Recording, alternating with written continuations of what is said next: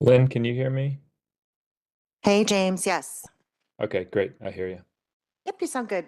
We're waiting for, okay. So we have a quorum. But we can get started. We can get started when you're ready. Okay. All right, great. Good afternoon, everyone. I'm James Walkinshaw, Chair of the TPB, and I call this virtual meeting to order. It's April 15th, 2025. I trust everyone can see and hear me. If you have any issue with your audio or your video connection during the meeting, you can email Conti or Lynn. Before we proceed with the roll call and public comment for the benefit of those observing the meeting on our YouTube, here's how I will facilitate today's meeting. We'll start with roll call of members participating to confirm that we have a quorum. After that, we'll have staff summarize comments received from the public. When we get into the agenda items, I'll first have the presenters complete their briefing.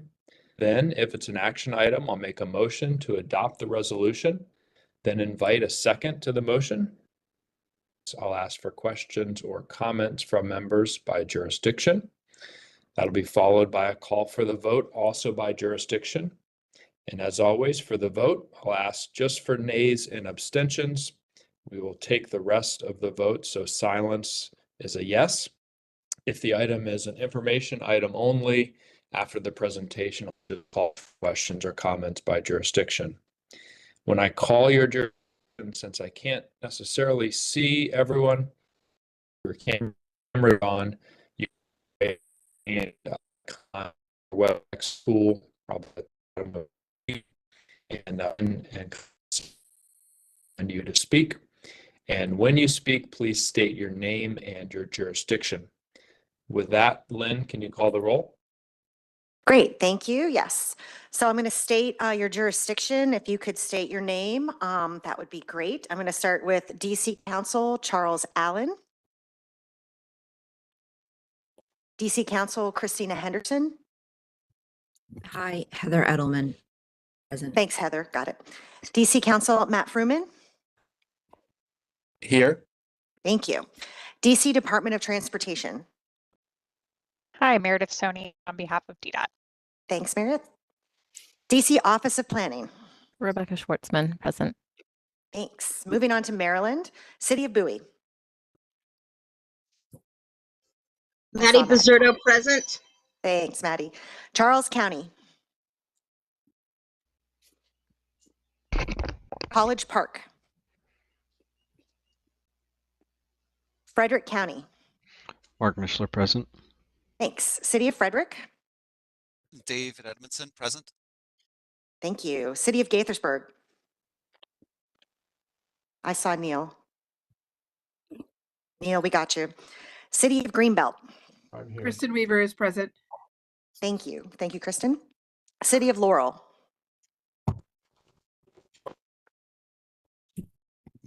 Montgomery County.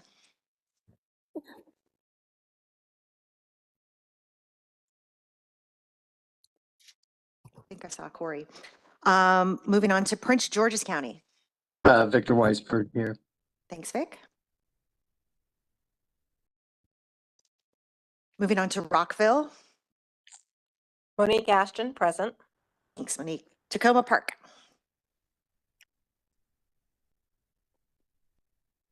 Maryland Department of Transportation.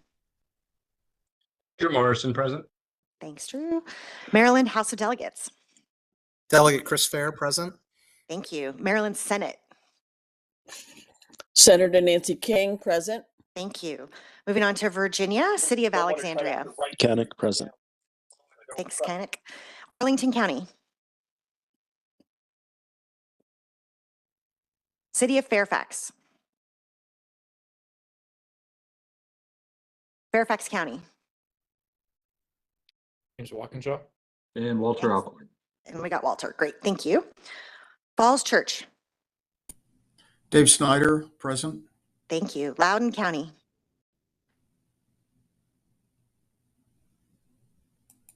City of Manassas. Ashley Hudson, present. Thanks, Ashley. City of Manassas Park. Steve Hall is present. Thank you. Prince William County. Megan Landis, present. Thanks, Megan. Virginia Department of Transportation. We have plenty of you guys. I know of Bill, Maria, thank you. Virginia House of Delegates. Delegate David Reed, present. Thank you. Virginia Senate. Jennifer Bosco, here. Great, thank you. Moving on to WMATA.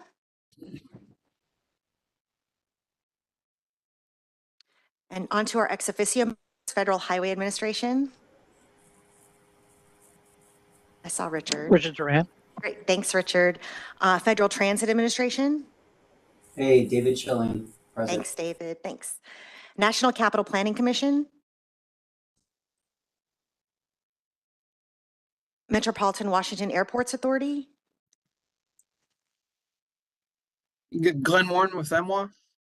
Yes, thanks, Glenn, got it. And then National Park Service. Laurel Amick here. Thanks, Laurel. That completes our roll call, Chair Walkinshaw. I do want to just take a moment to thank those of you who went to the Capitol Caucus on Tuesday. So I saw some of you. It was so much fun. You guys should plan for it next year. I just wanted to take a moment to thank those of you who attended that as well. Back to you, Chair. Okay, great. We'll move on to public comment. A copy of comments received online has been made available to us on the meeting webpage. Lynn, can you summarize the comments received?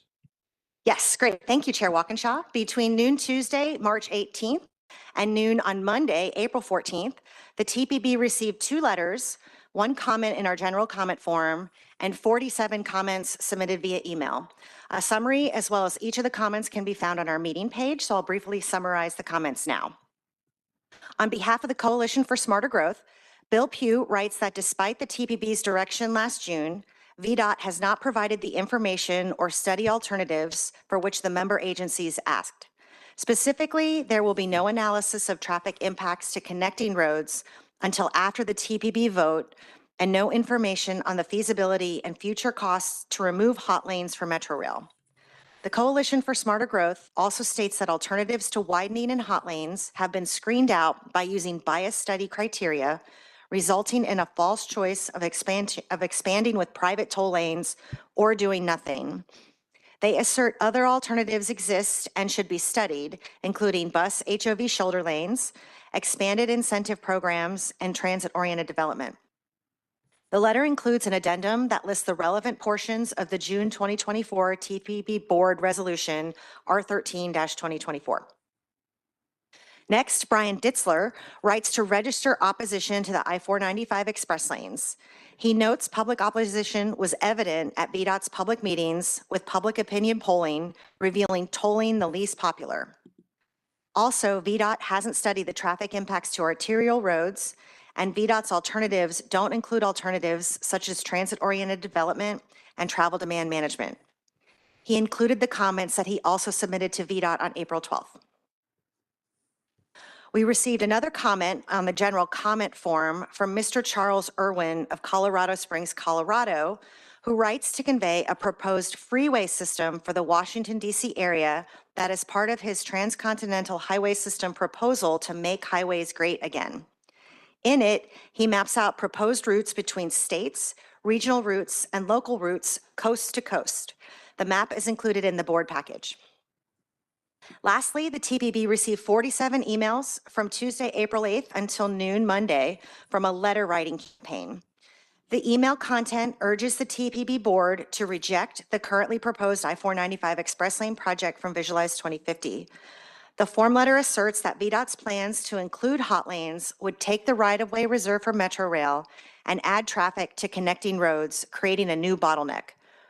The form letter calls on VDOT to analyze traffic impacts to local arterials, estimate the costs of removing the hot lanes for future rail, and develop additional build alternatives such as shoulder bus HOV lanes and expanded carpool and transit incentives. The emails were generated from email writing software with some capacity to tailor the email contents. Most of the emails contain the exact same content. However, 3 contains some variation in the forms provided, and you have access to all of them online. So as I mentioned, all the comments can be found on our meeting page. That concludes my report, Chair Walkinshaw. Okay, thank you, Lynn. Are there any questions for staff on the public comments received? I don't see any hands up, so we'll move on to approval of the March 19th, 2025 meeting minutes. We have a summary of the minutes, and I trust members have reviewed them. And with that, I'll move that we adopt the minutes of the March 19th, 2025 meeting as provided. Is there a second? Delegate Chris Fair, second. It's been moved and seconded. Are there any corrections or additions to the meeting minutes? I'll just open it up to any jurisdiction or agency. If you have corrections or addition to the minutes, just go ahead and raise your hand. Seeing none, we'll move to the vote.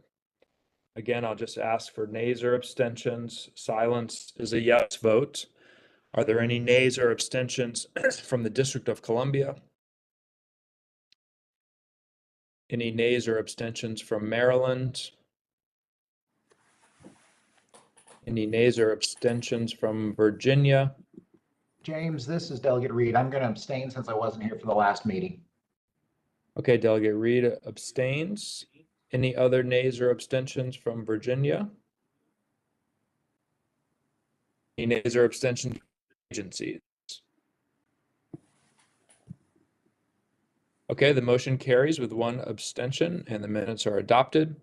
We'll now move on to the technical committee report. We have a written summary of the April 4th, 2025 meeting, and Vic Weisberg, who's the chair of our technical committee, will summarize the outcome of the meeting for us. Vic? Thank you, Chair Walkinshaw. Good afternoon, everyone. The technical committee met on April 4th, 2025. Following items were reviewed for inclusion in today's agenda. As you see before you, the Bike to Work proclamation, Bike to Work Day proclamation. So we look forward to that. There will be later in the meeting a DMV Moves update, which was discussed at the meeting. Also raised were an update on the Regional Bicycle and Pedestrian Planning Program, Visualize 2050, and the TIP status report, the Regional Activity Centers update, an Access for All Advisory Committee refresh and an announcement of that process, as well as the UPWP Technical Assistance Program, the overall overview and coordination of how that program is those programs are being moved forward. And with that, I conclude my summary. All right, thank you, Vic. Any questions for Vic? I'll just open it up to any jurisdiction or agency. You can raise your hand if you have a question for Vic on the technical committee report. All right, seeing none, we'll move on to the Community Advisory Committee report. And we also have a written summary of the April 11th, 2025 meeting of the CAC. And Dan Papernick, who's the chair of our committee, will review the report for us. Dan?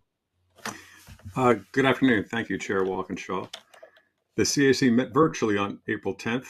The meeting included some interactive polling and featured an overview of community connections, the Regional Bicycle and Pedestrian Plan, and the latest update on the DMV Moves initiative. We also held our Act Locally round robin. Of particular interest during the meeting was the overview that staff provided of TPB's demand management programs, including highlights of the Commuter Cash app from Commuter Connections. CSC members were encouraged to share the app with their communities and give it a try. And staff fielded several questions that ranged from how financial benefits were tracked and whether or not points could be redeemed for EasyPass credits in Maryland, which they cannot, since at this time EasyPass credits are only available for those with a Virginia EasyPass accounts. So perhaps that's something that could be addressed in the future. Commuter Connection staff were then requested to return to the CSC later in the year with updates as the program rolls out. The CAC also received an update on the regional bicycle and pedestrian planning activities, including upcoming work on the National Capital Trail Network and the Regional Bicycle and Pedestrian Plan. And the CAC wishes to remain a key touch point with staff as development of these planning efforts progresses in the months ahead. And then in the interest of time, given the number of questions and shared comments that followed the previous presentations, Vice Chair Ra Amin focused his DMV Moves update on just the highlights, noting that we do plan on devoting a lot more time to this in a future CSC meeting, so we can have a deeper discussion on the recommendations that are being formulated. And then lastly, we continued our Act Locally round robin tradition. There are a number of CSC members who are transportation professionals, obviously busy with work and research related to topics that the CSC discusses. And while we recognize the TPB staff are our main resource, certain members have offered their expertise to help any members understand particular topics that might need more explanations. Members have also been holding forums and meetings with elected and appointed officials and other association leaders in their jurisdictions, and some are actively documenting and inventorying areas for improvement while also providing youth mentorships in their communities. We're continuing to make our virtual meetings more interactive, including small polls, and this month created a word cloud. And I invite TPB members to read the CSC report for more details about our discussions. And that concludes my report, and I'll be happy to take any questions. Okay, thank you, Chair Papernick. Do we have any questions on the CAC report?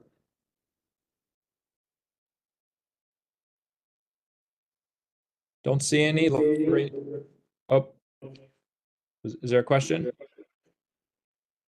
Or just, I'm getting a little bit of feedback. Okay. All right, no questions. Dan, thank you and the CAC for your great work and great report. Obviously, really valuable conversations taking place there. So thank you all. Next, we'll move on to the steering committee actions and report from our director. We have a written report from Conti, and he's going to review that report for us. Conti? Thank you, Mr. Chair and members of the board. You have a copy of my report, so I'll briefly review the various contents, but I'll be glad to answer any questions on all of it. The steering committee met on April 9th. It approved 3 amendments to our Transportation Improvement Program, the TIP. In the first amendment, Maryland Department of Transportation requested amendment to reflect the latest funding appropriations from its CTP to a few different programs. The Highway Safety Improvement Program, where $14 million was added. The National Highway Performance Program, where about $46 million was added program-wide, not to any specific project. And the Surface Transportation Block Grant Program, where another $448 million was added. And lastly, to the Area Resurfacing and Rehabilitation Program, where an additional $27 million was added. The details of all of these are on pages 5 through 17. In the second amendment, Virginia Department of Transportation added about $800,000 in funding to the Seven Corners Ring Road study, and also added about $3.3 million in revenue sharing funds for the Shirley Gate Road project. There were also changes to a couple of to the funding sources for the Richmond Highway corridor improvements, where some NVTA funds was released and some regional STP, state and local funds were added. Details are on pages 18 through 27. Lastly, Virginia Department of Rail and Public Transportation requested changing the funding sources and adding some additional funds to 3 different projects. One of the projects that received funding was the LaFont Plaza 4th track project, where some FTA 5337 State of Good Repair funds was released, and FTA 5307 funding was added. And also funding changes were made by releasing a 5337 funds, but adding 5337 funds to VRE Rolling Stocks Modification and Overhaul Program. And finally, about $69 million in FTA 5337, NVTA, state and local funds was added to the VRE Crystal City Improvement Project. Details of these changes are on pages 28 through 41. Moving to the letter sent and received, you will see on pages 43 through 45, copies of a letter of support from the TPB to Charles County. Charles County is requesting some congressionally directed funds for their Van Gogh Transit Facility project. Turning to announcements and updates, the Maryland's Transportation Alternative Set-Aside program is currently open and soliciting applications. The applications will be accepted through April 30th of 2025. And applications must be submitted through the Maryland Department of Transportation's website. A similar process by the Virginia Department of Transportation is also getting ready to distribute the Virginia Transportation Alternative Set-Aside funds. At this time, they are accepting pre-applications through May 30th. And for Virginia, pre-application is a requirement for projects to be considered to receive funds. That is what was in the written report. Two other items that is not in the written report, but two good news items. The US EPA has completed its review of the air quality data that was submitted by the 3 states. And it has determined that the region did meet the latest 2015 ozone air quality standards, as was asserted by the 3 states. So this finding now clears the way for the 3 states to request the region to be designated as an attainment area for national ozone standards. But since we were non-attainment at one time, the region is obliged to submit a maintenance plan that will show how the region intends to stay in attainment over the next 10 years plus. So TPB staff will be working with the state air agencies and with the Metropolitan Washington Air Quality Committee in the coming months on developing the maintenance plan.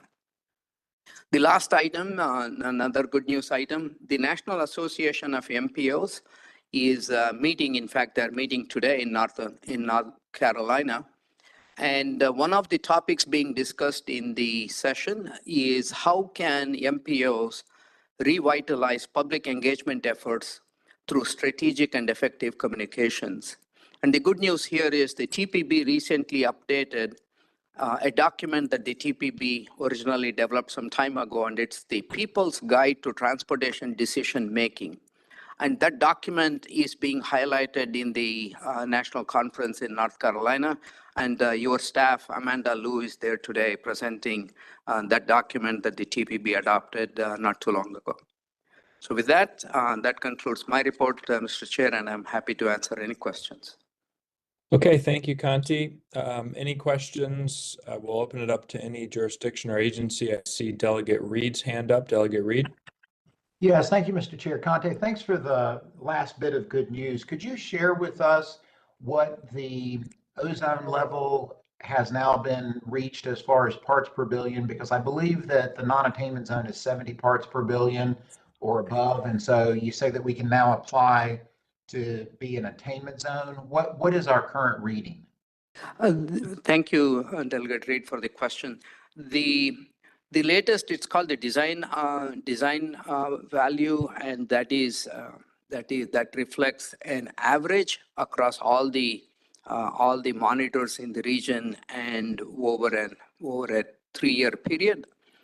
So with each concluding ozone season, the design value changes.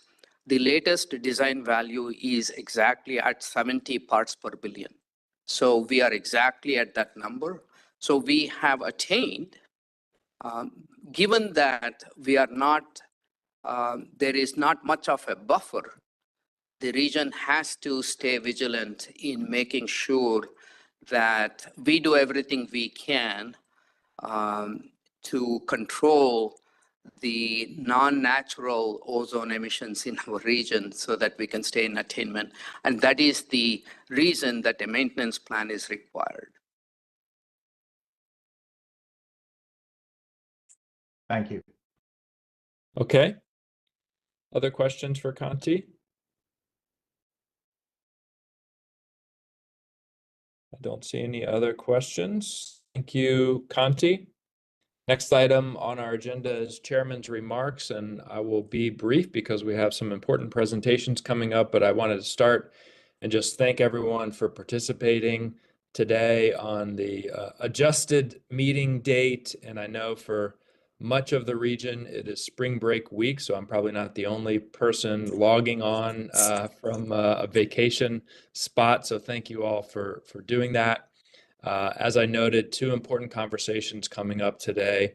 One on the I-495 South Side project, which I know a lot of members have questions about, and one I'm particularly excited about, Agenda Item 9, our comments to the United States Congress respecting the federal transportation reauthorization legislation. I think this is a great opportunity for us as TPB to weigh in.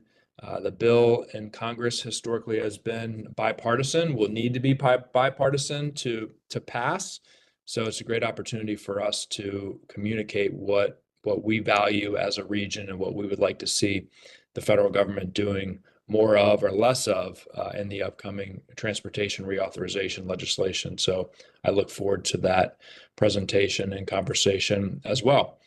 And with that, we'll move right into our lone action item of the day, which is our Bike to Work Day proclamation, proclaiming May 15th as Bike to Work Day. This is a regional event that TPB has been a co-host of for many years, and our proclamation endorsing the event showcased our commitment to encourage bicycle commuting and to support bicycle commuting through bicycle-friendly policies and initiatives.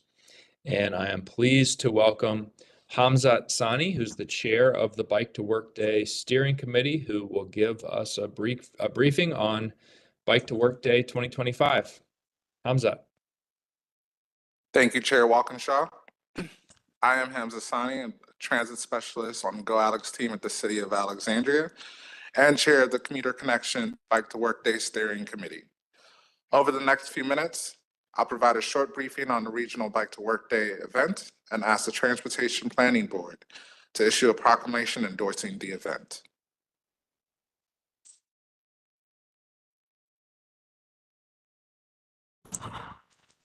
Each May, the Bike to Work Day event encourages bicycling as a viable form of commuting throughout the region. Co-organized by the TPB's Commuter Connections program, along with the Washington Area Bicyclists Association, this year's free event will be held on Thursday, May 15th, coinciding with National Bike to Work Week. This year signals a change from what has been a Friday event to Thursday in hopes of boosting attendance. The event highlights biking to work as a fun, healthy, cost-effective, and practical option for thousands of daily commuters in the metropolitan Washington region. The number of registrants from last year's Bike to Work Day event was approximately 14,000, and the committee's goal for 2025 is 15,000. Next slide.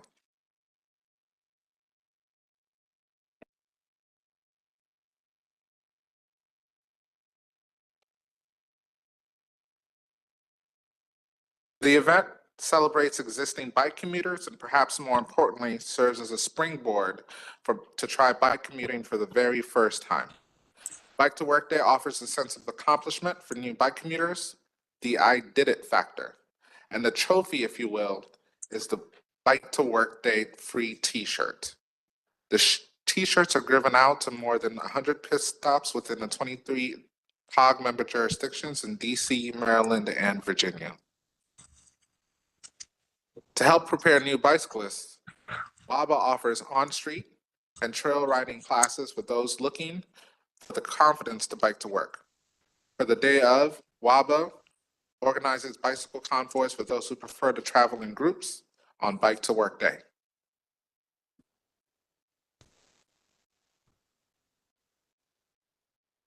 Pit stops are hosted by local jurisdictions, advocacy groups, nonprofits, and employers throughout the region. Most pit stops offer refreshments and giveaways to the bicyclists. Some also offer entertainment and entry into free prizes and even including bike raffles.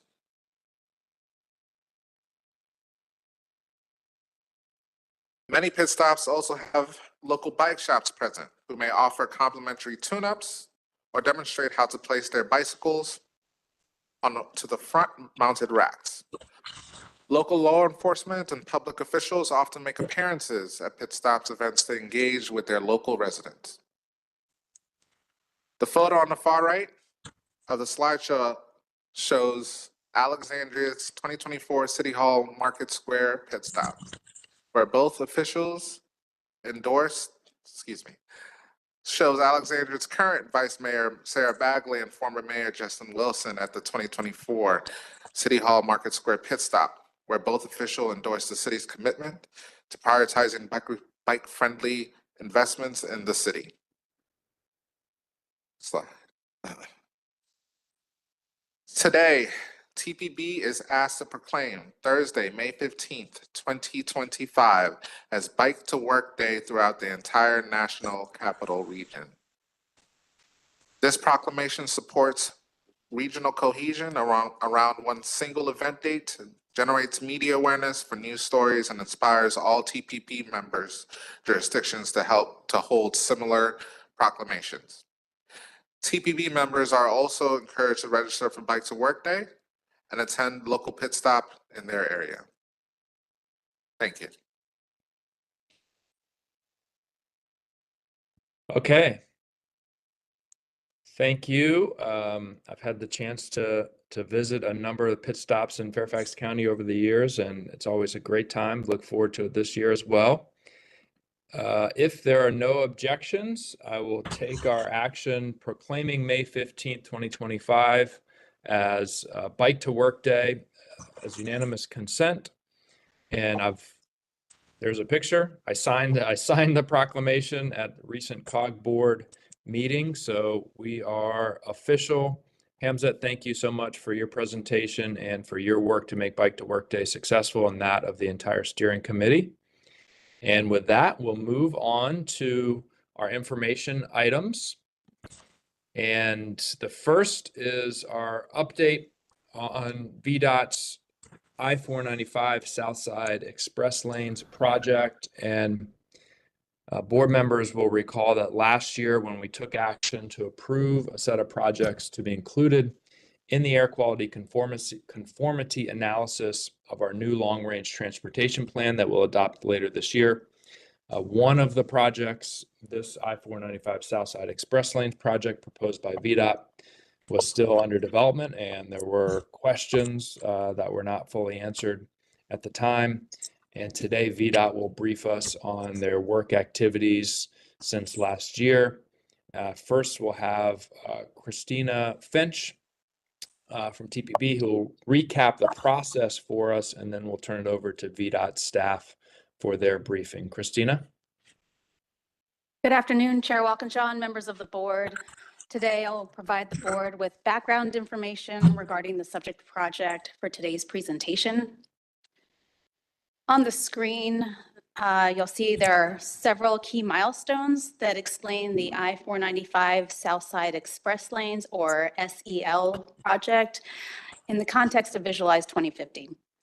Following the 2022 approval of Visualize 2045 in 2023, member agencies had the opportunity through the zero-based budgeting exercise to reflect on the current 2045 plan, the TPB's goals, and which projects they would submit for Visualize 2050.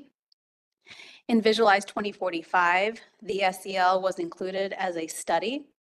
In December 2023, the Virginia Department of Transportation submitted the I-495 Southside Express Lanes as a full construction project for inclusion in Visualize 2050. In March 2024, the TPB held a comment period for all regionally significant projects, including the SEL, proposed for inclusion in the air quality conformity analysis. In May, the TPB approved the air quality conformity scope of work and all but one of the proposed major projects, deferring the decision to include the SEL project or not until June of 2024. In June, there were still some unresolved questions. to keep the visualized plan process on track and provide more time for regional discussions and technical analysis on the SEL project. At the board's request, staff have been conducting a second air quality conformity analysis with the SEL project. In September, the TPB will be asked to revisit the vote on whether to move forward with draft plan development, including the SEL project or not. Today's presentation, as well as a presentation in July, will provide the board with updates on the additional project development activities that have taken place since last summer. July's meeting will also feature the results of the air quality conformity and future performance analyses of the 2050 transportation system. Following the TPB's vote in September, staff will complete the draft plan and publish it for public comment in October or November. Comments on the draft plan, the Transportation Improvement Program, and Air Quality Conformity Report will be shared with the board in November, and TPB will act on all three documents in December. I will now pass it over to VDOT Mega Projects Director, Michelle Shropshire, who is the point of contact for the SEL project.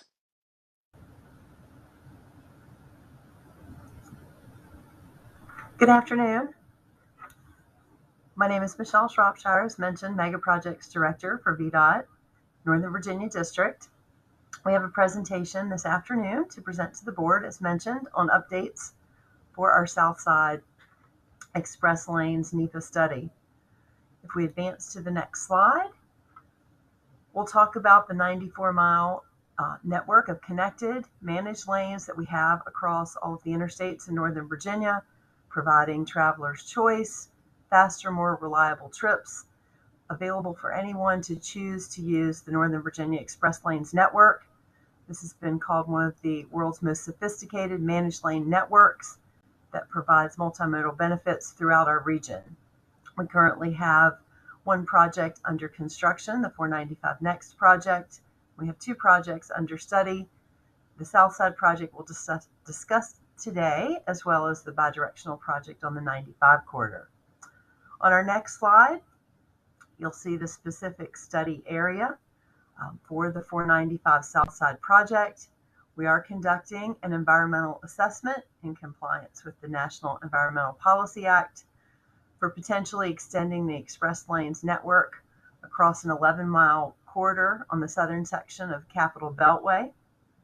This 11-mile corridor spans from the Springfield interchange on the western termini and extends across the Woodrow Wilson Bridge to the Maryland 210 interchange at the eastern termini. This is the last section of the Capitol Beltway where express lanes have not been implemented. On the graphic on the screen, you can see the proposed access points that are under consideration in the study at the Van Doren Street interchange, the Route 1 interchange, as well as the Interstate 295 interchange. As noted on our slide, and as mentioned previously, the study we're conducting is in line with the aspirational initiatives that were in the Visualized 2045 plan. On the slide that you currently see, we have outlined our project development and delivery process. As you can imagine, developing and delivering a project such as Southside Express Lanes is complex and lengthy. So we're using this slide to just highlight all of the different activities that go into that. You'll see on the left-hand side of the slide is where we are currently, the environmental assessment, which kicked off in 2022. And that's where we identified the purpose and need for the project, understanding the traffic challenges and needs. And we were able to identify solutions or the alternatives that we are studying as part of this environmental assessment. Our team has been busy conducting analysis on traffic, surrounding property, natural and historic resources, air and noise, and all of those things will be presented as we move forward with the environmental assessment. You can see we've had some public engagement opportunities. You will see as we move across the slide, we will be doing a second round of more detailed traffic analysis in what we call an interchange access report.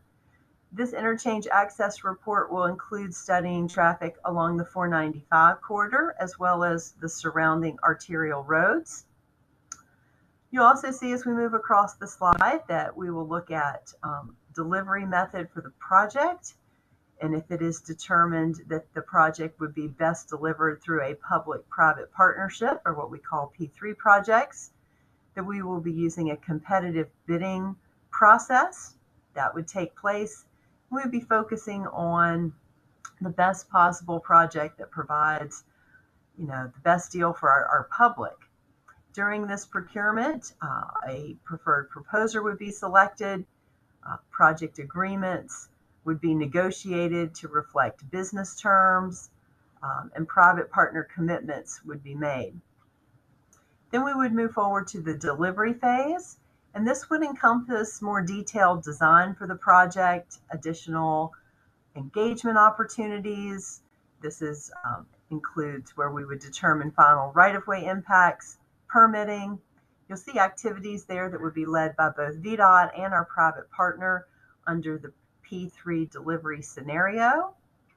You'll also notice there's additional approval checkpoints along the way, whether that would be from our federal partners, other agencies related to permitting, or our Commonwealth Transportation Board. On our next slide, you'll see the three study alternatives that we're moving forward in our environmental assessment. I will take just a minute to remind of what the purpose and need of the study is. Purpose of the study is to evaluate transportation improvements that extend and provide continuity of an express lane system on this section of the Capitol Beltway. Needs identified for the study include that express lanes continuity, providing travel choices, reducing congestion and improving travel reliability, improving safety, and providing consistency with local and regional plans. The three study alternatives that are under study include adding one express lane in each direction, adding two express lanes in each direction, as well as the no-build alternative that is required as a baseline for comparison. These three study alternatives were derived from a larger list of 10 potential alternatives, and these were determined best to meet the purpose and need of the study and to meet the needs of the Southside Study Corridor. We'll be discussing in the upcoming slides how transit and transportation demand management options will be layered into these build alternatives. On our next slide, we just have a representation of the two build alternatives, the one express lane in each direction and the two express lanes in each direction. You'll see some representative typical sections.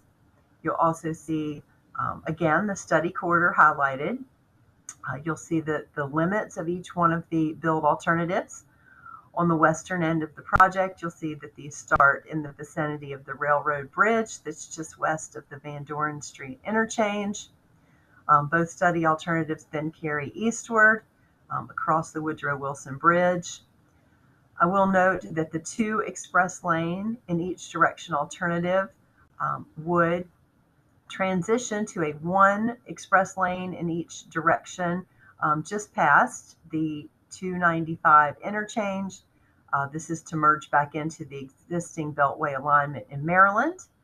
I would also note that the same number of general purpose lanes, and as you're familiar with this section of the Beltway, there are local lanes and there are through lanes. The same number of general purpose lanes would remain under either build scenario, the one or the two express lanes. On our next slide, we have some information to talk about the Woodrow Wilson Memorial Bridge and how our two build alternatives under consideration would address the current and future traffic challenges using that unoccupied space that was built on the Woodrow Wilson Bridge without precluding a future rail project. We understand that this is very important to the region. This could be accomplished through NEPA commitments and our NEPA document that we're working on. There could be a commitment to convert the necessary space to rail in the future. This would be approved and enforced by the FHWA, who approves the NEPA document. Should the project proceed as a P3 project, a public-private partnership, the commitment for future conversion to rail would be included in that comprehensive agreement. And that comprehensive agreement is the contract or the legally binding document for that. We've had success in other projects that we have delivered, such as 66 outside the Beltway, where we have included terms to convert to the median area to rail a number of years after project completion. That's not a compensation event. And then lastly, VDOT provided written correspondence to this board stating that it's fully supportive of a future rail transit project, and this project would not preclude that. So I think we have a demonstrated past project history on delivering these P3 projects with these commitments in our contracts. We have NEPA commitments that solidifies the preservation of rail when the region is ready to pursue that project. The graphic on the screen shows the conversion from the 2 express lane build alternative being able to convert back to a 1 express lane with rail. On our next couple slides, we're going to talk about the traffic analysis that our team has been working on over the past several months. Our study team has conducted an extensive planning level traffic study along the 495 corridor to look at current conditions as well as projections for the 3 alternatives or the 3 scenarios that we talked about: the no build, the 1 express lane, and the 2 express lanes.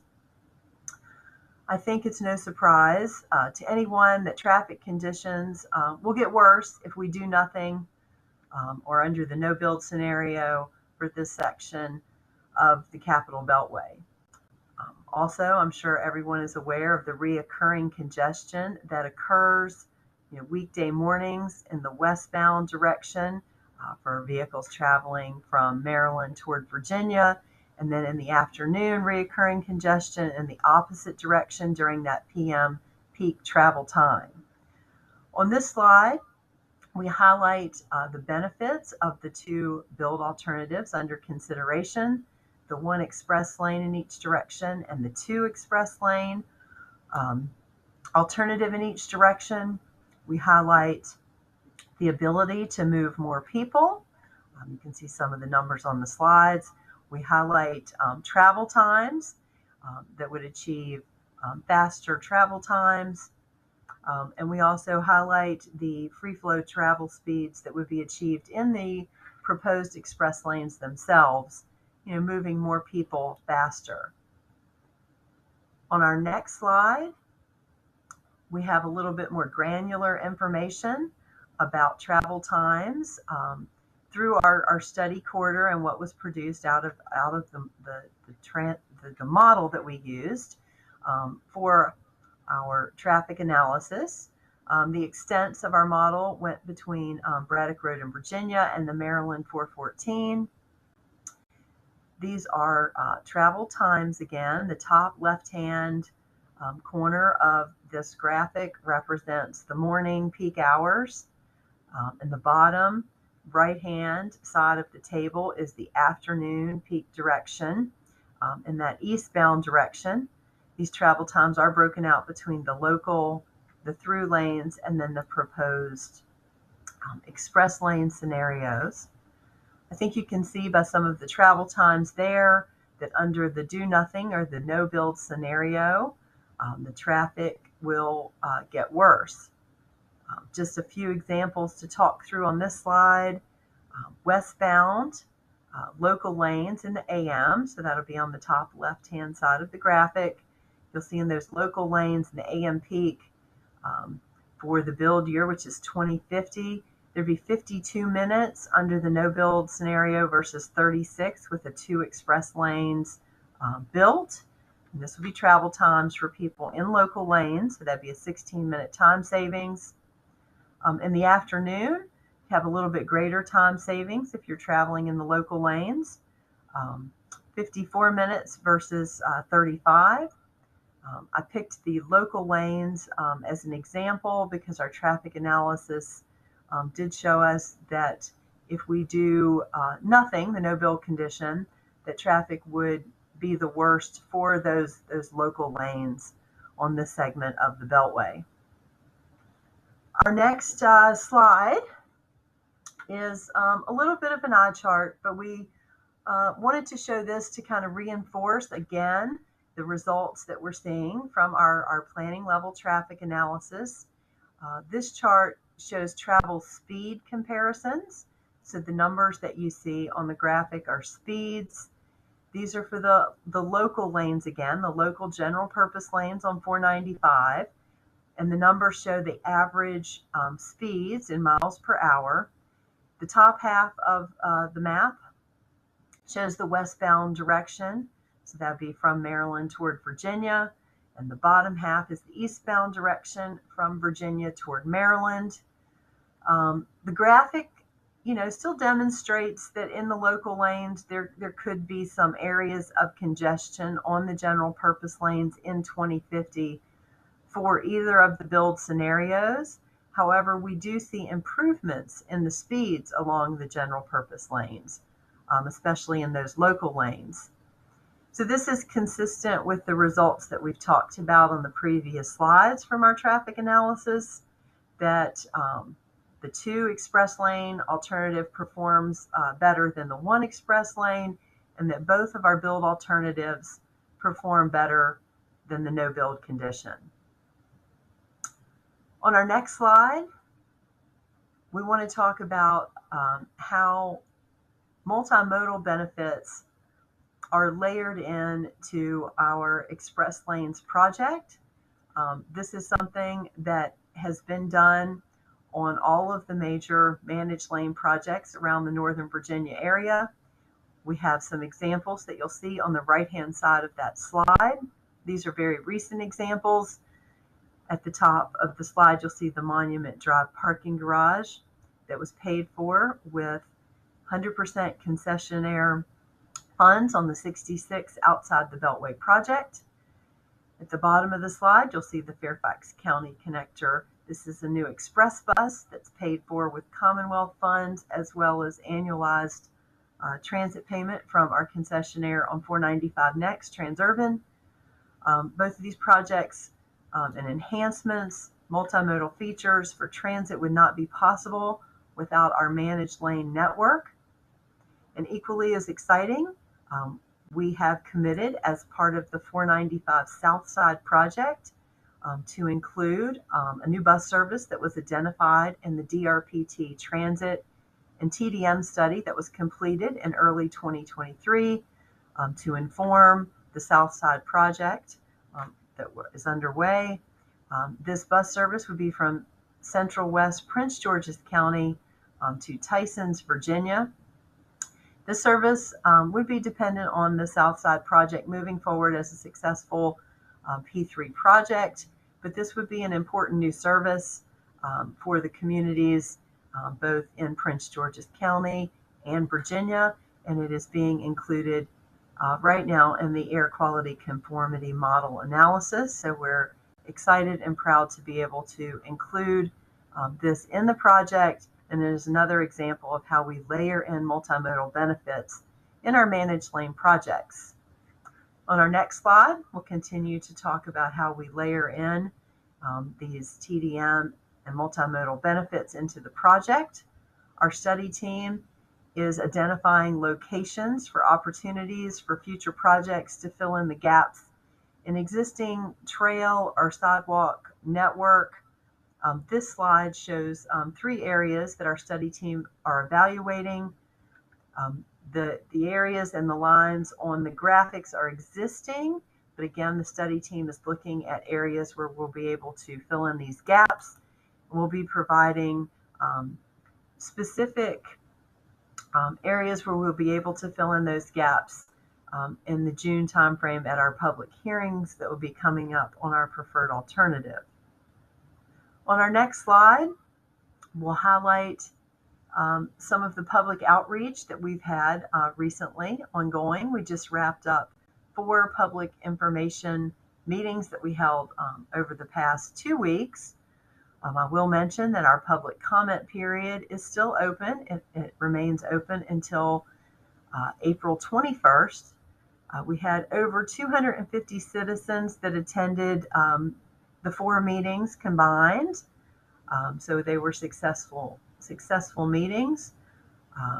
General themes of comments that we've received so far include support for mass transit, general concerns about pricing and benefits of the project, roles and responsibilities of Virginia and Maryland in the project, and then interest in bike and pedestrian improvements. On our next couple slides, we want to talk about another public engagement tool that we have used very recently as an additional means to collect public sentiment regarding the project. VDOT contracted with a public research firm to conduct an independent public opinion survey of both Virginians and Marylanders who live near and travel through the study corridor to understand their views on the corridor and travel conditions and needs. This was a 15-minute online survey that asked about their opinions on a range of transportation alternatives in the 495 corridor to include express lanes. This was a statistically valid sample of we received over 600 respondents. You can see the breakdown of those respondents highlighted on the slide there. So we had a very good sampling of both respondents in Virginia and Maryland from a number of different jurisdictions. The survey took place late February to early March. On our next slide, we'll talk about just a few of the results and key findings from the survey. So on the left-hand side of this slide, when asked if changes should be made to this section of I-495 within the near term, and near term for the survey was 5 to 10 years, we had a vast majority, which that's 70% of the respondents agree. And this was broken down between Virginia and Maryland. You can see those numbers on the slide. 73% in Virginia, 64% in Maryland. And then a little bit more granular question was on the right-hand side of the slide, we asked for a breakdown giving some choices that could lead to transportation or traffic improvements along the corridor, this section of 495. And you can see some of the choices that were given: express bus, park and ride lots, express lanes. And I will mention that transit options that will be layered into our build alternatives, including carpools, choice for express lanes, transit, such as the new bus service that we're going to include with the 1 or 2 express lanes alternatives, all meet the purpose and need for our study and receive strong support with these questions. On our next slide, we had respondents that were supportive when asked directly, are you supportive of express lanes on this section of 495 with 58%. We also asked about if respondents were supportive of using the unoccupied space that exists on the Woodrow Wilson Bridge for express lanes. That space, if you recall, was built to accommodate for either express bus, HOV, or future rail. That's how that was in the ROD when the Woodrow Wilson Bridge was built. So we had 58% of respondents supportive of using that space. So a couple things. Again, this is another tool that we use to garner public opinion regarding the corridor and the needs. We can see that people are supportive of changes along the 495 South Side corridor. They see the benefits of express lanes, and they see the benefit of using the unoccupied space in the near term. while the region, decides on a future rail project. And then on my final slide, we give just a snapshot of some key decision points for the NEPA study that is underway. Some of these were mentioned just prior to my presentation. As I mentioned, we will be hosting a public hearing for our recommended preferred alternative in June of this year. We will be following that in September with our Commonwealth Transportation Board, which will issue a decision on that recommended preferred alternative. This board will be voting, as you heard just a few minutes ago, on including the South Side project in the Visualize 2050 plan in September. There will be another public hearing that we will host on the environmental assessment in late 2025. And then this board will vote on the Visualize 2050 plan late this year in December as well. And then we anticipate a decision on the environmental assessment in early 2026 from the Federal Highway Administration. And that concludes my presentation. We appreciate the opportunity to present how the 495 Southside project will bring substantial benefits that will address the traffic challenges that we see on this segment of the Capital Beltway that exists now and will grow in the future. Thank you. Okay, thank you, Michelle. Appreciate the presentation. Just do want to note, I maybe had some board members who had to leave. I know Mr. Olson has a Prince George's County Council meeting starting right now. So I just want to make sure that folks will be able to submit any of their questions in writing for VDOT to respond to. And let me ask Lynn or Conti, do we want to have those questions go through you all or have folks send them directly to VDOT? We'd be happy to compile and share it with VDOT, and that way we can work with them to share back the responses as well. Okay, great. So if folks aren't able to ask a question today, just get that to Conti or Lynn, and they will compile one packet for VDOT to respond to. With that, let me go ahead and open it up. I'll do this by jurisdiction. Let me start with Maryland, and if there are any questions from folks in Maryland, you can go ahead and raise your hand and I'll call on you. Vic, go ahead, Vic. Hi, thank you. Thanks, Michelle, for the presentation. We do acknowledge that there are differences in the planning processes between the two states. An example being Virginia's interstate access report, which you had mentioned, which is similar to Maryland's interstate access point approval process. It's our understanding that the IAR process is slated to occur upon completion of the NEPA, and FHWA cannot approve the IAR unless NEPA is completed. The 495 SEL project is a little bit different than some of the other projects that Virginia has advanced in the past, and that it involves multiple jurisdictions. Is there a possibility that the IAR can begin concurrently with the NEPA process, even if not approved until after? So as we mentioned on our process slide, we are well into our NEPA process. We kicked this off in 2022. So we will be concluding the NEPA process before we kick off our IAR. We have done, as mentioned, a planning level traffic analysis, but it has been a very robust traffic analysis. As we have discussed with several of our localities, we've been presenting this data over the course of several meetings that we've held with localities and other interested stakeholders. But the IAR process will follow our NEPA process. Okay, thanks, Michelle, and thank you, Chair Walkinshaw, for asking the ability to submit written questions. And I know Councilmember Olson, who, as you noted, has a concurrent council meeting. I know there's interest in taking advantage of that process. So thank you.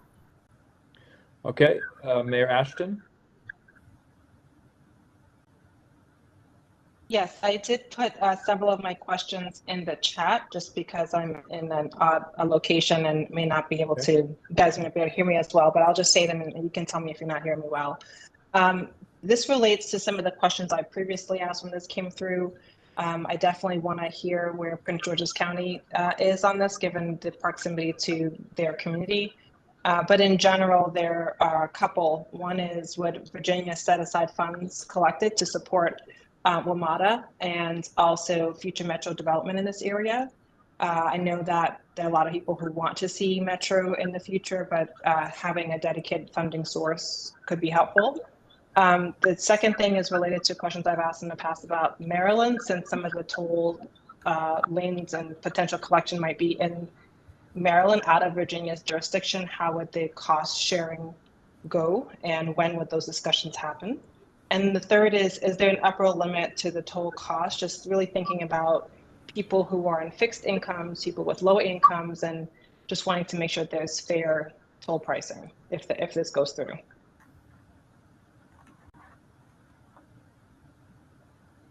Okay, Michelle, do you want to take a crack at those? So certainly. And they're in the chat also if you need to. Okay. All right. The project, as we mentioned on our process slide, we'll be getting to our P3 procurement process, and that's where we would be setting key business terms. As we've mentioned with our past projects, we have been the beneficiary of upfront concession funds for one of our projects.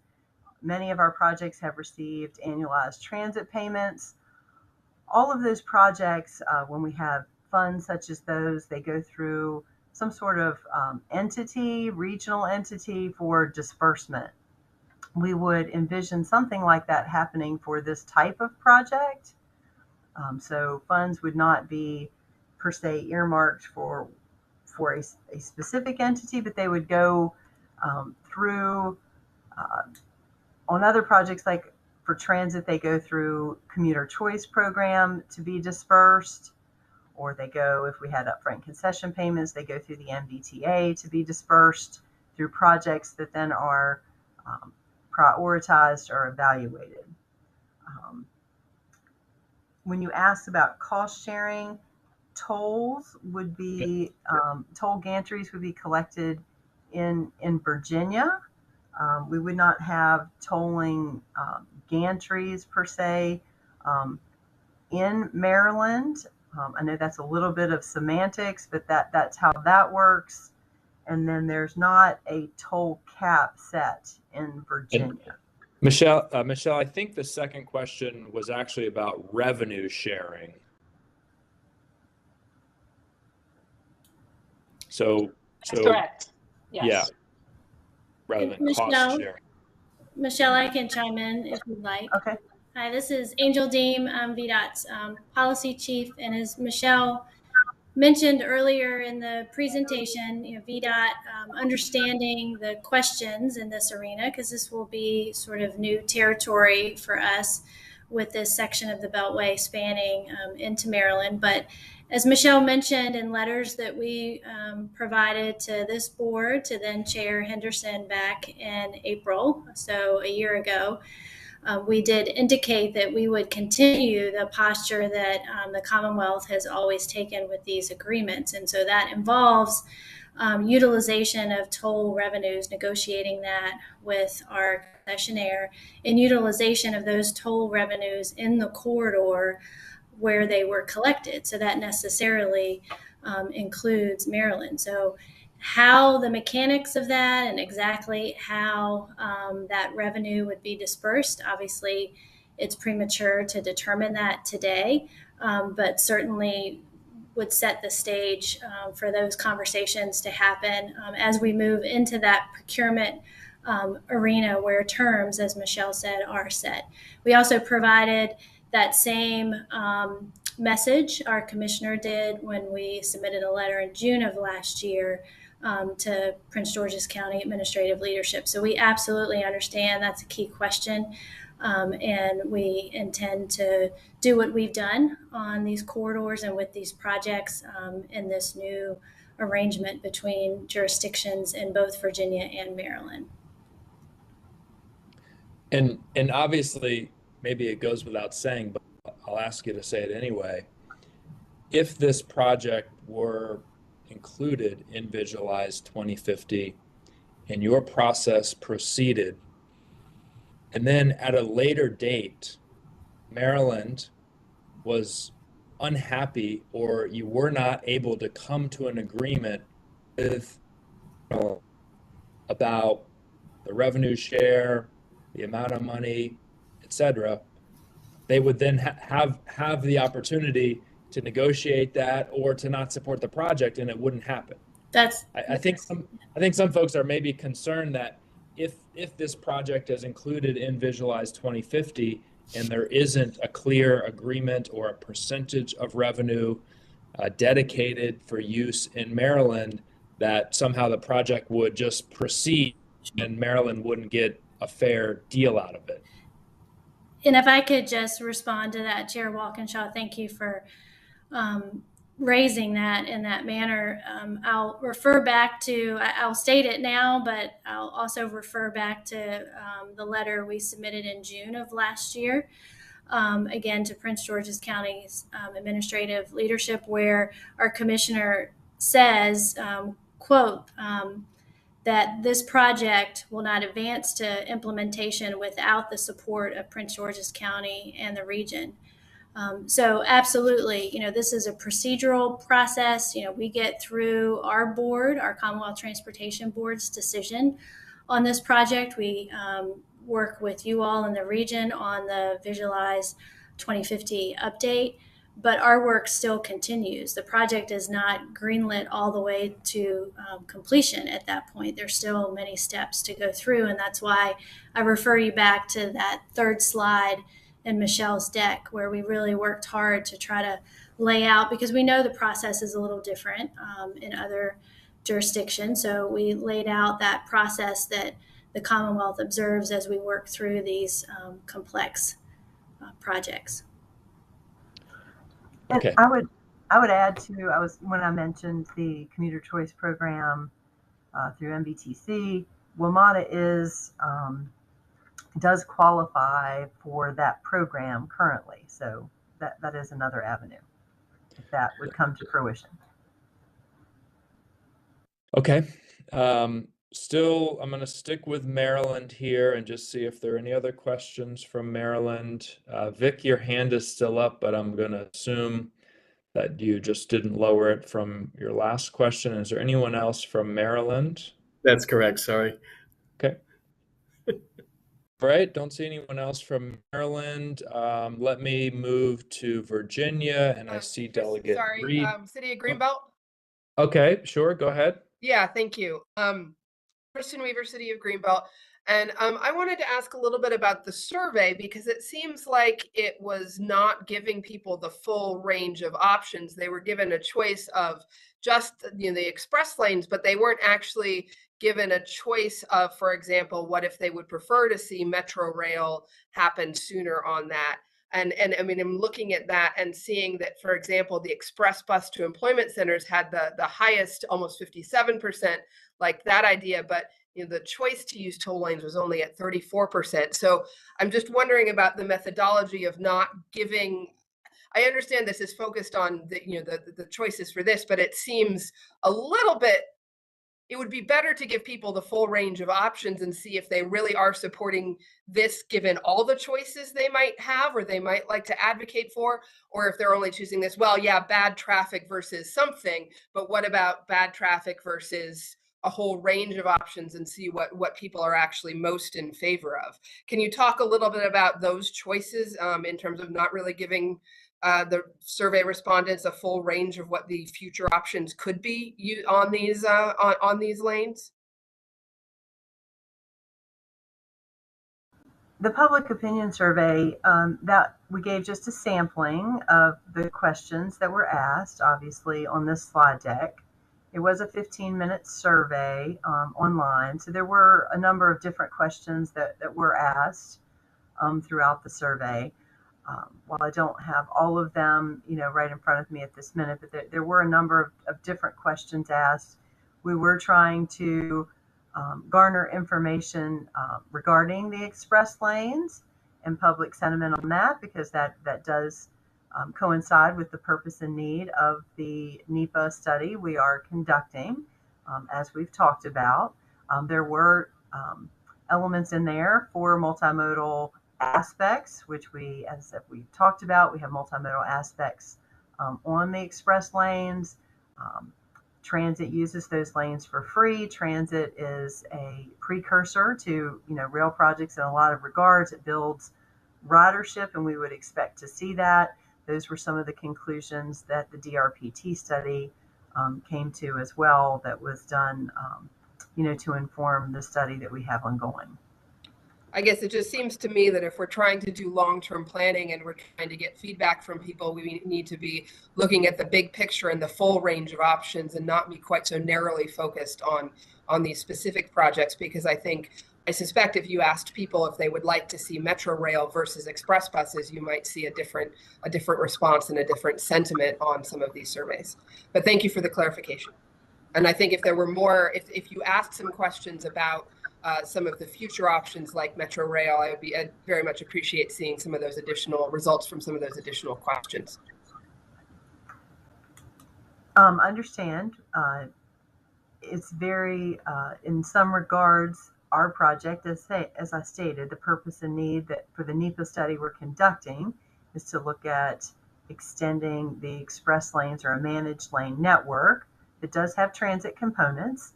Currently, WMATA has a study that's ongoing, and I don't believe their study has reached any conclusion about a preferred alternative.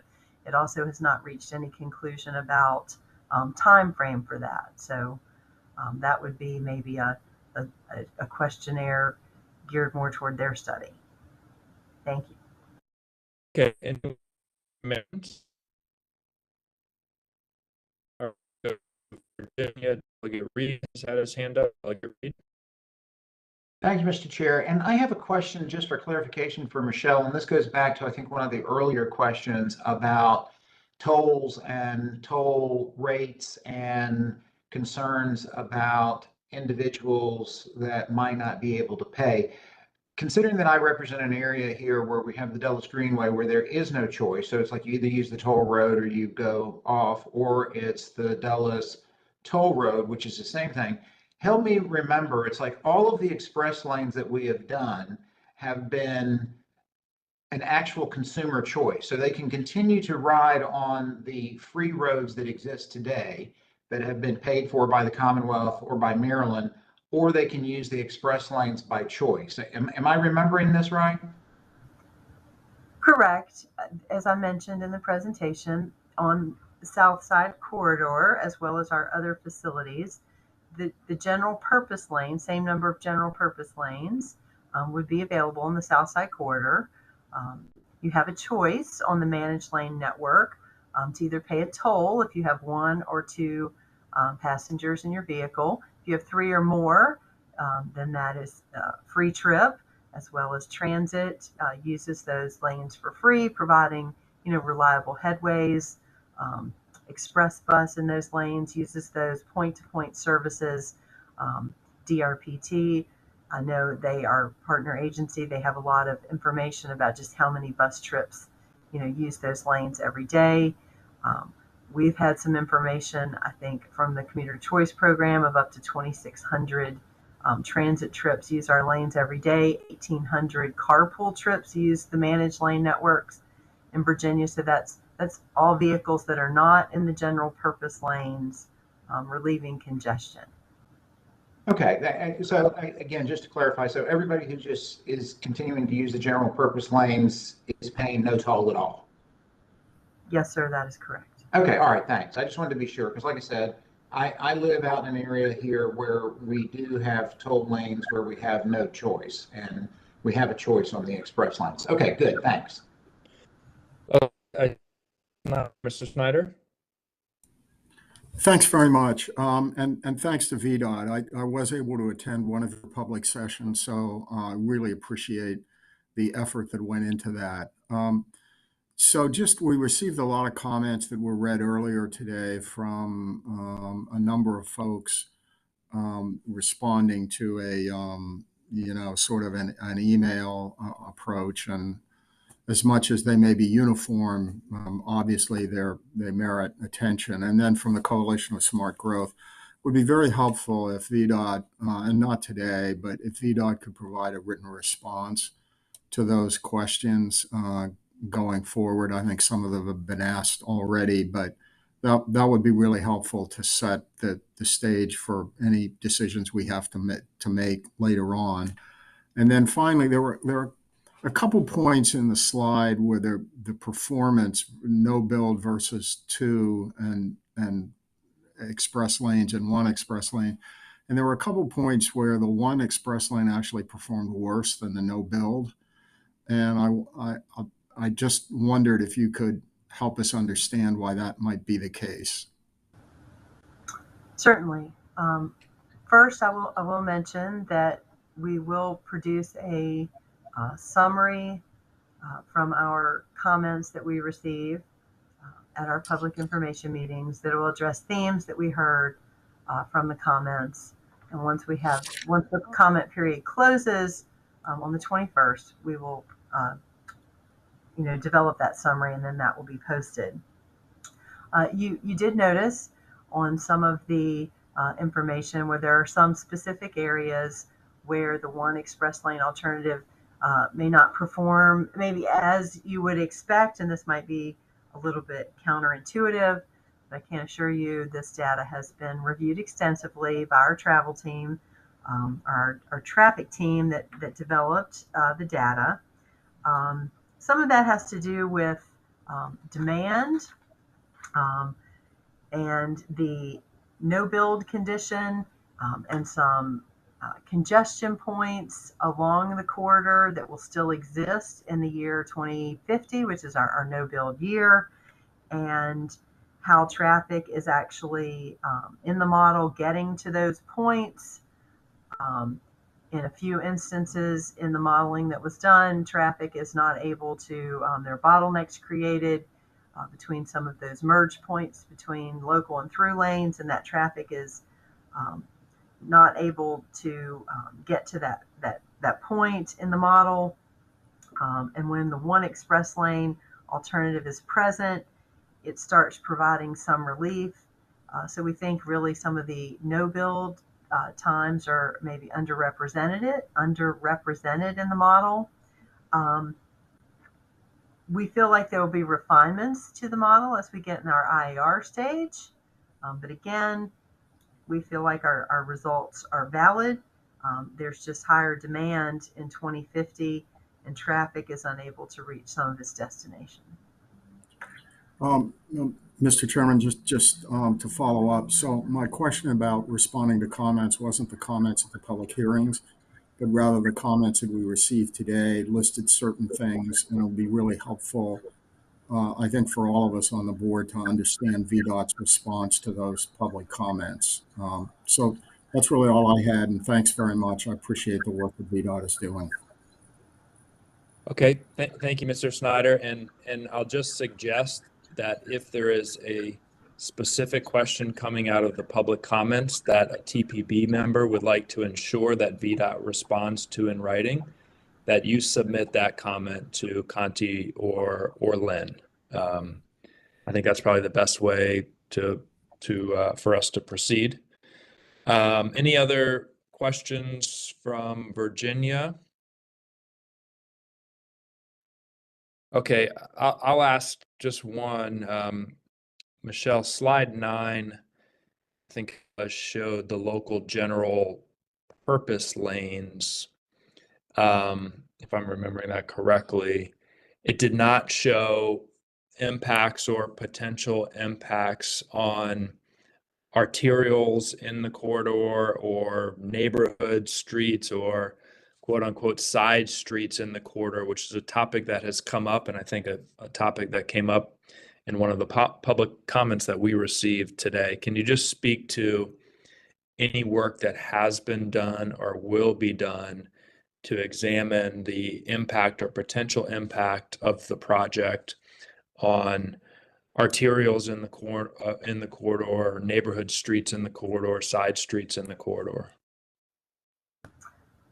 Sure. So as we talked about, the planning level traffic analysis is commensurate with our NEPA study that we've done, has been quite extensive, but it is focused on the 495 corridor. As we talked about in our process slide, next steps will be the IAR, which is the interchange access report. That is where we'll refine our traffic analysis, and that's where we'll look at those arterial streets and roadways that are adjacent to the corridor, and we'll do a more refined look at the traffic, and that's when we'll have that information that you're referring to or asking about. I will mention that we get asked about decision making as we move along in the process and having appropriate level of information as we walk through. We are working on qualitative information right now, and as we keep working, we refine that to have more quantitative information. As I talked about on our process slide, all along our process we have different checkpoints, different approval points, and we continue to refine our information that we're developing, assess impacts. We have opportunities to make adjustments and address comment and concern that we hear all the way through, the final design stages.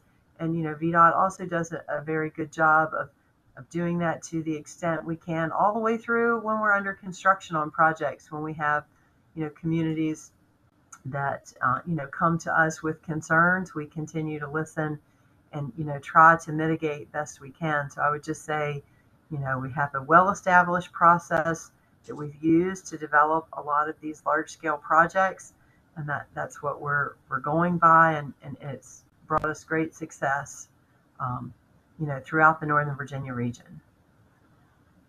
Okay, let me move on to questions from DC. Any questions from DC? Go raise your hand. And last but not least, questions from other agencies.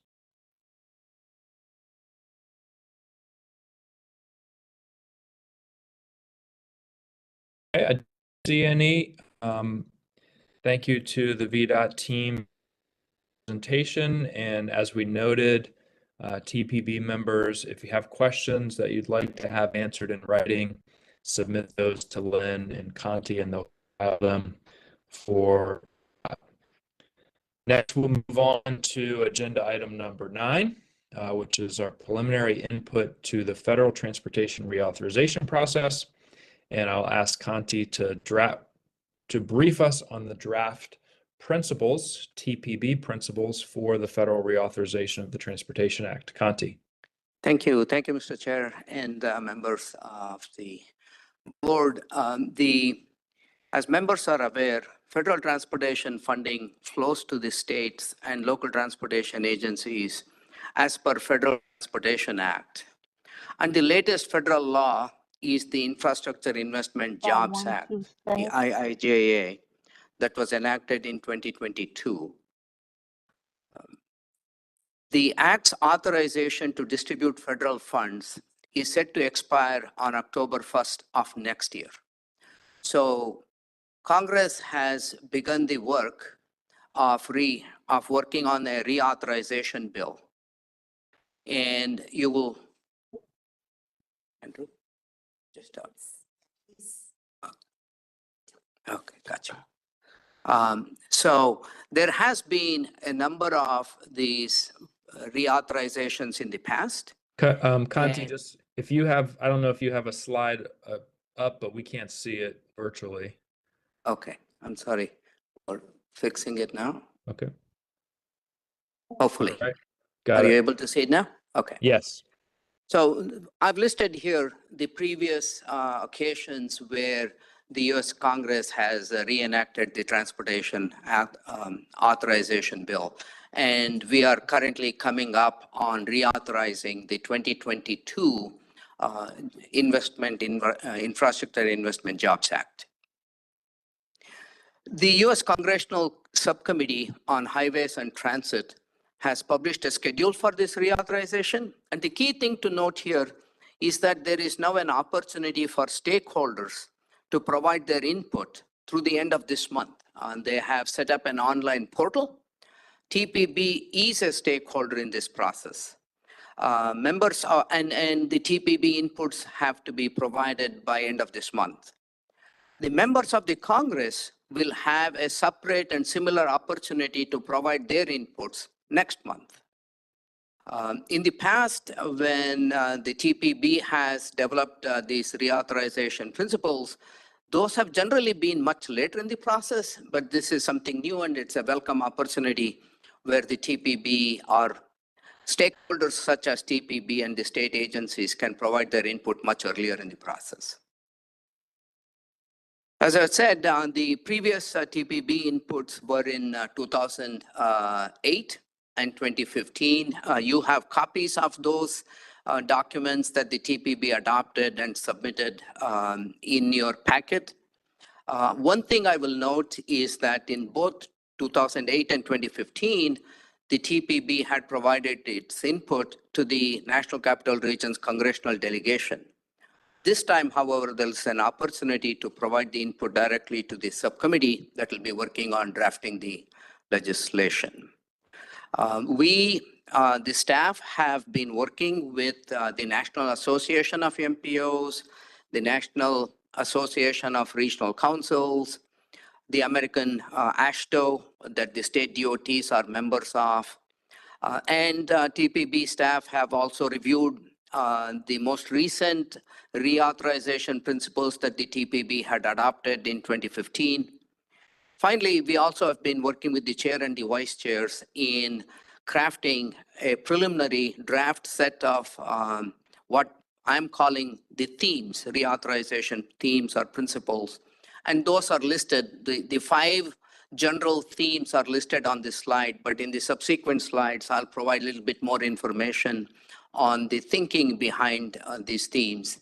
The important thing I will note is you all as members of the board will have an opportunity to review this with some time on hand and provide me and Lynn any comments or suggestions you have on revising this draft by close of business of Friday next week. So you'll have an entire, more than a week. And then after that, we will work with the chair and the vice chairs on any revisions to the draft before we submit it to the federal portal.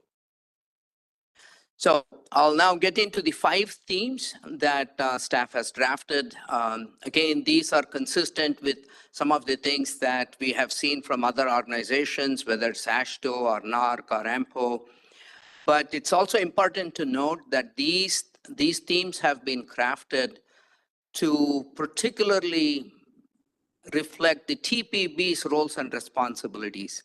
We recognize that the state DOTs may have a different perspective on some of the things that they would like to see in the reauthorization. Because that is not particularly within the wheelhouse of the TPB, they may not see that here, but that doesn't mean that it's something that the TPB is opposed to. Similarly, transit agencies may have other very programmatic, specific principles as well. We have tried to be general and at a high level, but once again, the emphasis has been, what is it that the TPB is doing and is responsible for? So one of the first things I would like to note is that the reauthorization affects the federal transportation funding. And for whatever reason, the terminology is still there. It is still called the Highway Trust Fund as opposed to the Transportation Trust Fund, but that is what it is.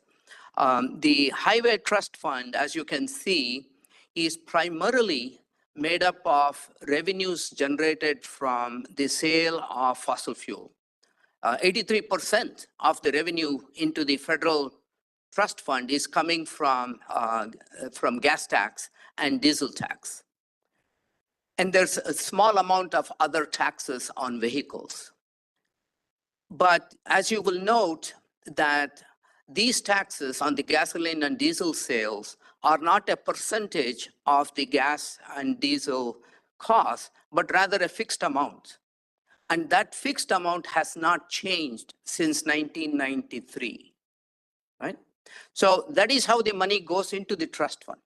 And then how is the money distributed from the trust fund? The trust fund money is distributed between highway and transit projects, approximately 80%, 20% split. And that split of 80% to highway and 20% to transit has generally not changed in the past 20 years or so. And then within each of those accounts, between the highway account, within the transit account, the funding is distributed primarily through two ways: through formula grants that goes to all of the 50 states and the territories. And then some amount of funding is distributed centrally through competitive or discretionary grants. Much of the money is distributed through formula grants. And as you can see, between 1992 and 2022, in this 30-year period, the outlay of the highway trust fund has increased from almost $155 billion to $674 billion. But it is in the same time frame that the revenue has not increased. On the other hand, the purchasing power of the dollar has gone down. By some estimates, it's now about 53% less than what a dollar would buy in 1993. So this is what we are calling a structural imbalance in the highway trust fund. So the way the federal government has addressed this since 2008 is when the revenue started being less than what by law they had to distribute to the states and the territories. So the fix that the federal government has worked is really one of a temporary nature, where they are transferring money from general fund revenues into the trust fund revenues. This essentially means that as part of the overall federal budget, the Congress has to agree to provide some money to transportation. That creates an uncertainty because that's an annual process.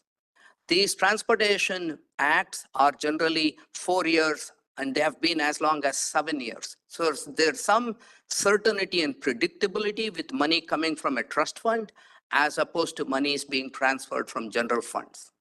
The estimates since 2008 to 2022, the federal government has relied on about $257 billion of general fund transfers.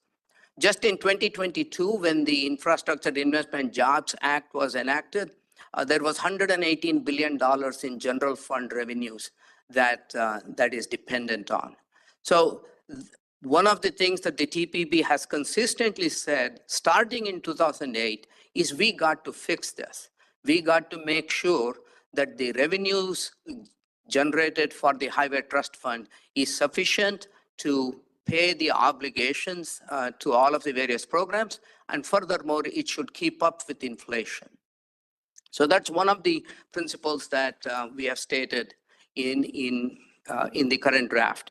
Then the second theme is that there has to be a strong commitment to multimodal transportation, because it is critical in large metropolitan areas, certainly in our region, to have multiple options to travel, because this helps address congestion, it improves mobility and accessibility, and it mitigates the impacts of climate change. And there has to be adequate federal funding for all modes of travel. And furthermore, we believe that transportation agencies should have maximum flexibility in using federal funds across these different modes, or else we will be stuck in that 80-20 split forever. So that's one of the themes. And as you can see in our own region, the residents of our region use different ways of traveling depending on their purpose. When people are traveling, when they're commuting to work, 23% are on transit. But when they are traveling for non-commute purposes, 45% are either on transit or carpool or vanpool. So that ability to invest in different modes becomes very important. Another theme is as funding constraints are there and as the demands for transportation infrastructure and services grows, the projects that are developed, the investments that are made need to be efficient and effective. So therefore, we are saying that the federal regulation should promote efficient and effective planning, project planning. Travel patterns and the demand changes rather quickly. We saw that it changed significantly in March, April of 2020, when we were hit with the pandemic. And then we were gradually coming out of it. And then after January 21st of this year, there was a significant change with the enactment of the federal return to office. So this is just some examples of where travel pattern, travel demand can change much quickly, much faster than the ability of any transportation agency to actually study the issue, explore the different alternatives of addressing the issue, designing it, funding it, and constructing or implementing a solution. Therefore, the entire process should be more efficient. There are some ways in which that efficiency can be provided, primarily through streamlining of some of the project development requirements that agencies face. And also federal funding should be made available through multiple programs. Currently, there are federal funding flows through these formula programs, and there are many programs that has the same outcome, but the programs are built with its own very specific requirements and eligibility. So for example, if there is a federal interest in achieving reduced emissions from vehicles operating on our roadway system, whether it is automobiles or buses, there are so many different programs today. There's a program for charging and fuel infrastructure grant. There's a carbon reduction program. There's a climate pollution reduction grant. There's a national electric vehicle infrastructure, congestion mitigation. And there are so many different programs, each with its own constraints and requirements and project eligibility. But the net outcome is reduced emissions, improving public health. So one of the themes, one of the suggestions here is keep the funding, provide a larger part of funding that is focused on the outcome so that the transportation agencies at the state and local level have more flexibility. Additionally, some of these programs that I mentioned earlier are part of a national discretionary grant. The thought is when state and local and regional entities have the opportunity to make programming decisions, they are able to use the resources that they have to better match the requirements and the challenges they face, as opposed to a national discretionary grant where every region or every jurisdiction is competing and qualitative criteria gets into discretionary grant selections. So while it is recognized that national level investment is very critical for large infrastructure projects, and therefore discretionary grants are important and they need to be retained, but perhaps there's an opportunity to re-examine the extent of those and to see if more can be provided to the state and local considerations. The next theme, the fourth theme, is one of reliability. We have heard in various surveys in this region that people value reliability very high. The infrastructure and the travel that happens on the infrastructure has to be reliable.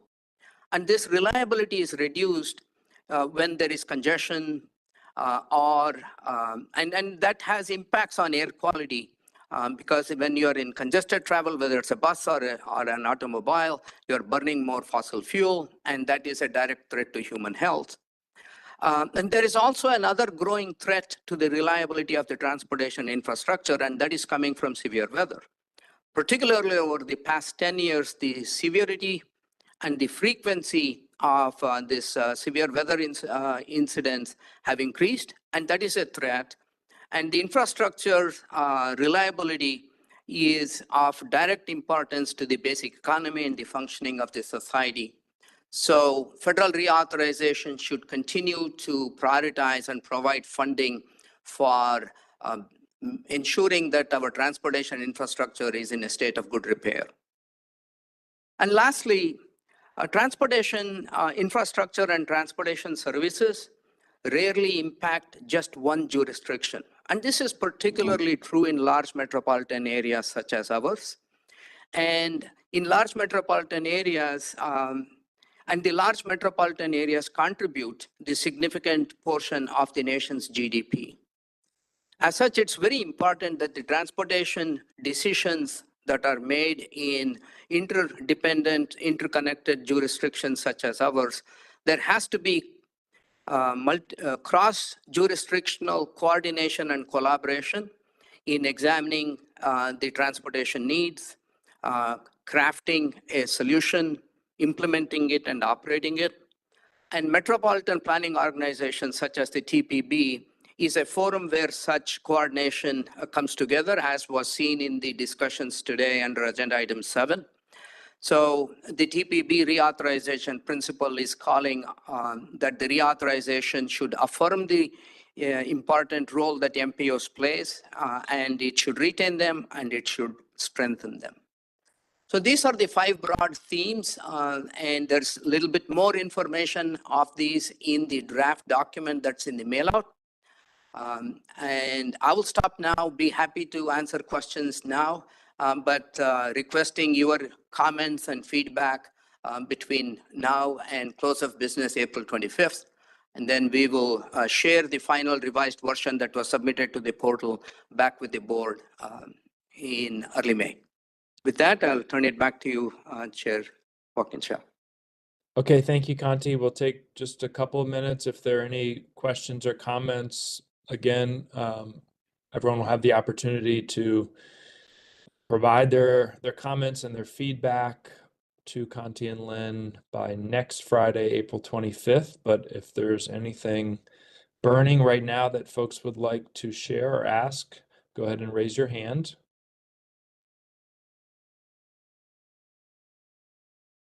Okay, I don't see any, so we'll look forward to everyone's comments in written form to Kanti and Lynn by April 25th.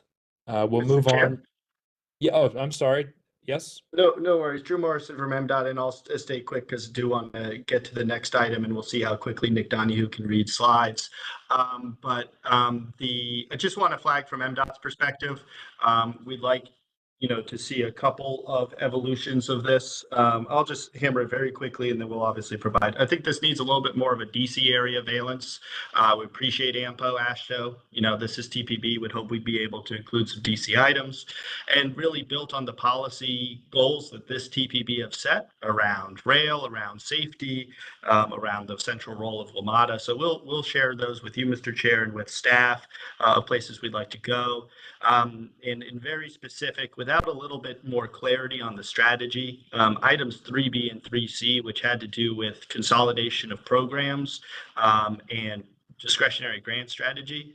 Those are an item of concern for us to be included in a consensus-based letter, and until we better understand how this relates to other efforts that stakeholders are taking vis-a-vis the reauth, we don't feel comfortable with including those items in the letter, but we look forward to working with everybody on getting to a great letter by the end of the month. Thanks so much. Okay, thanks, Drew. So it sounds like we'll have some conversations over the next week and a half with you all on those topics. Anyone else on this agenda item?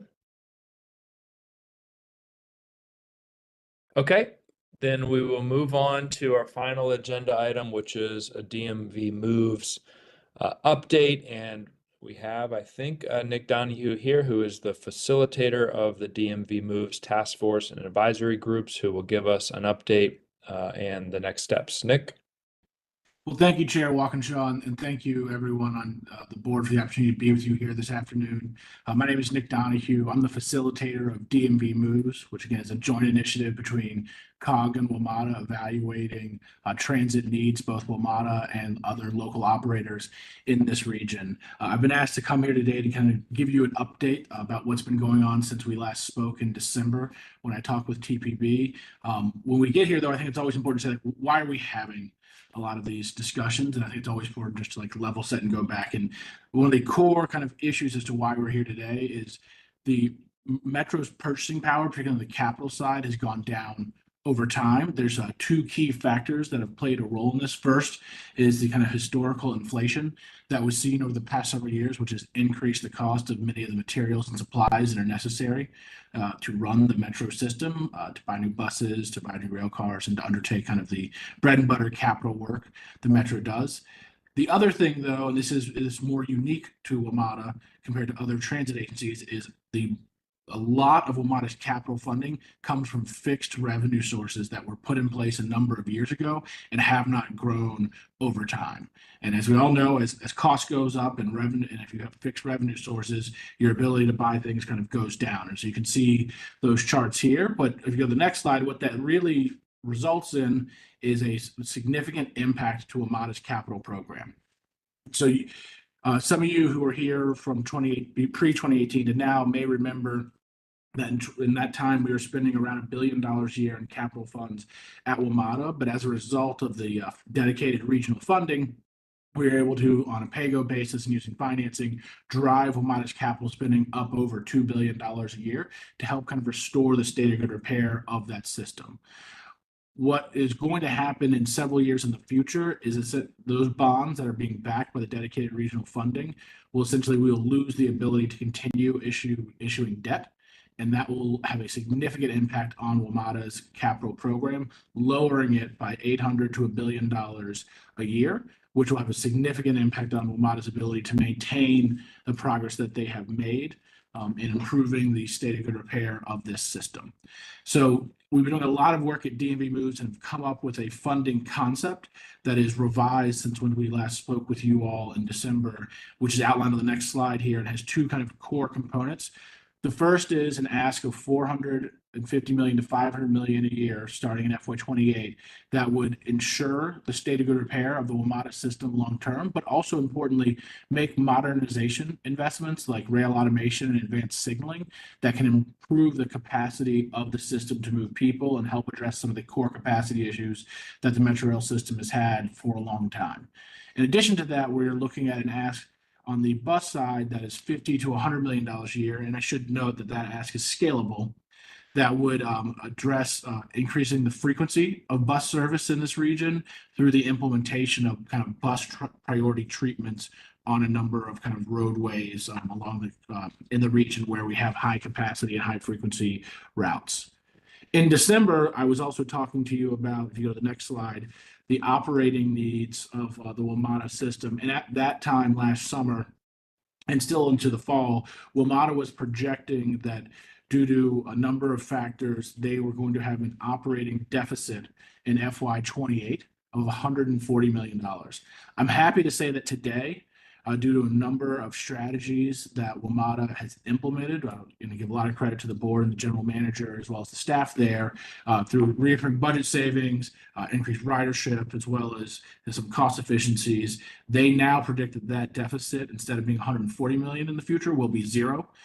Clearly, there are some headwinds that the region is facing with some of the I'll call it activity that is going on that could influence, this outlook into the future, and that's something that we're monitoring closely. But at this time, WMATA does not project that there would be any additional kind of operating deficit in FY28, and that is a significant change since I last spoke with you in December. So let's take a look at what does this funding do for the WMATA system. So today, WMATA has a state of good repair backlog of about $4 billion. To kind of put that in perspective, prior to the dedicated regional funding, that number was north of $7 billion. And we have driven that down by almost 50% since that funding was implemented. What you can see in this slide is what happens if we don't take any action as a region, and that's this red line. And so if we are unable to find ways to allow WMATA to continue to invest in its capital program at levels similar to what it's doing today, you see that state of good repair backlog grows. And over time will kind of exceed back where we were in 2016, 2015 kind of timeframes. And we all know some of the issues that we experienced with regard to performance and reliability of the system at that time. On the bottom part of the slide, you can see the black line, and that is the backlog that WMATA projects they will have with this increased level of funding.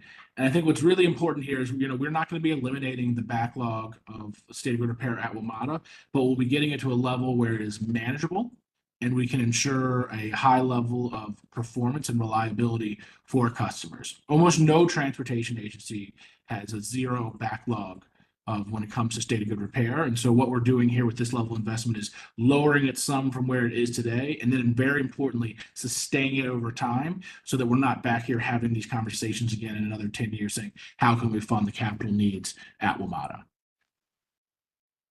So in addition to funding the state of good repair needs, this funding request would also find ways to increase frequency on the Metro Rail and Metro Bus side by leveraging the existing system. And so I talked a little bit about advanced signaling and rail automation. That can allow WMATA to increase the frequency on its existing Metro Rail system, particularly through the core, and run more trains on those existing lines at a much lower cost than kind of building a new rail tunnel or building new rail lines would do. But we're also looking at, beyond leveraging the system, how can we do this in a way where we lower the per unit cost of providing some of these services. So if you go to the next slide here, both of these concepts of rail automation and bus priority will essentially make the delivery of service more efficient. And so let's talk about what that means a little bit. So on the bus priority side, what implementing things, and again, this will be different on different corridors. Not our corridors will see the kind of same type of implementation, but when you put in, signal priority, level platform boarding, bus lanes, and things of that nature, it can reduce the number of buses that you need to run the same amount of service or the same frequency of service that you run today, or said differently, can allow you to run today's service levels for less money than you spend today, which also means that you can increase frequency without having to increase spending on the operating side. And this very same thing is true for rail automation and the advanced signaling replacement that is baked into these concepts. We're also, though, not just looking at kind of the funding side, we're also looking at policy sides and how do we improve the customer experience across the region's 14 different transit operators.